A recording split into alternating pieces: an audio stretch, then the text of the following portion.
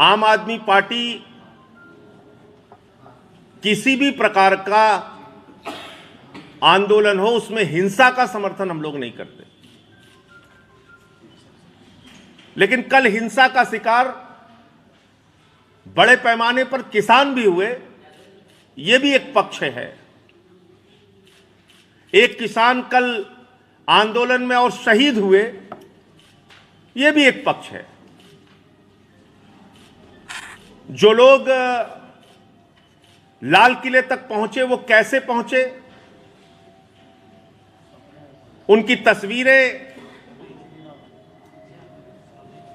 देश के प्रधानमंत्री के साथ हैं। आंदोलन में हैं तो उनको कहां से किससे संरक्षण प्राप्त है, क्योंकि किसान संगठनों ने लाल किले की कार्रवाई को गलत बताया है और उसकी आलोचना की है। साफ तौर पे कहा है कि हम इस प्रकार के किसी भी घटना का समर्थन नहीं करते हैं। ये सारे किसान संगठनों ने एक स्वर में कहा। तो फिर कौन से लोग थे ये,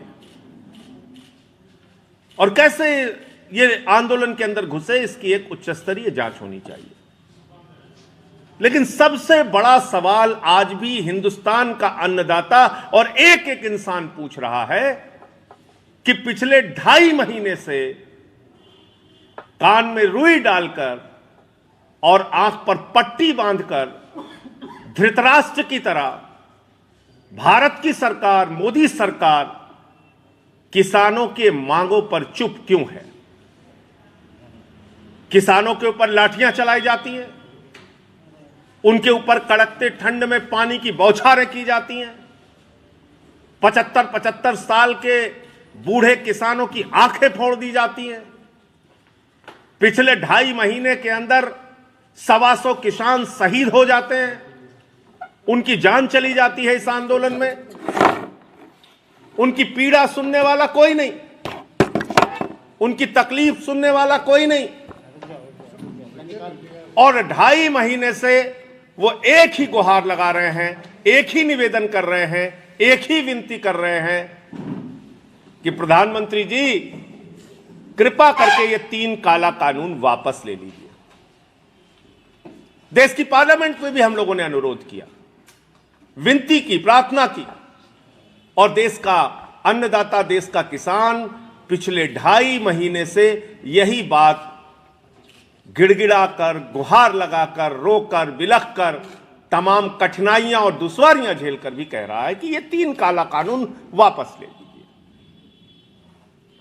यानी आज जो परिस्थितियां उत्पन्न हुई उसके लिए हिंदुस्तान की धृतराष्ट्र सरकार, हिंदुस्तान की मोदी सरकार, हिंदुस्तान की वो किसान विरोधी सरकार जिसने किसानों के मुद्दे पर, अन्नदाताओं के मुद्दे पर ध्यान नहीं दिया, वो सीधे तौर पर जिम्मेदार है आज की तमाम परिस्थितियों के लिए। और इसलिए अभी भी मैं कहना चाहता हूं कि प्रधानमंत्री जी अपनी जिद छोड़िए, अहंकार छोड़िए, इसको ईगो का क्लैश मत बनाइए। देश का अन्नदाता आपसे इन 3 किसान बिलों को वापस करने की मांग कर रहा है। आप उनकी मांग मान लीजिए और ये 3 काला कानून वापस ले लीजिए। जहां तक आम आदमी पार्टी का प्रश्न है, हम लोगों ने संसद से सड़क तक इस काले कानून का विरोध किया है।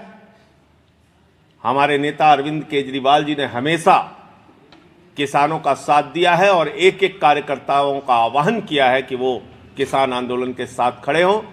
29 तारीख से संसद का सत्र भी शुरू होने जा रहा है और उस संसद के सत्र के दौरान भी किसानों की आवाज आम आदमी पार्टी की ओर से संसद में गूंजेगी।